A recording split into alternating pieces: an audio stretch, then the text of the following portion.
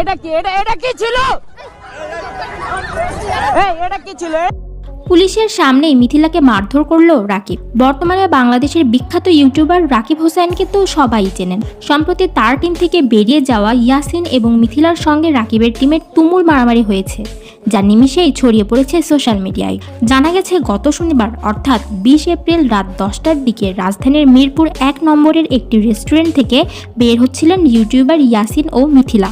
রাস্তায় তাদেরকে পেয়ে হঠাৎ মিথিলার গায়ে হাত তোলেন রাকিবের সদস্যরা। ভাইরাল হওয়া সেই ভিডিওতে দেখা যাচ্ছে মিথিলার মাথায় হেলমেট। ঠিক সেই সময়েই তার গায়ে হাত তোলা হয়। মিথিলারা বিষয়টি আন্দাজ করে সেখানে পুলিশও ডাকে, কিন্তু পুলিশের কোনো প্রতিক্রিয়া সেখানে দেখা যায়নি। পরবর্তীতে মিথিলা কান্নাকাটি করলে তাকে সিএনজিতে করে হাসপাতালে যেতে দেখা গেছে।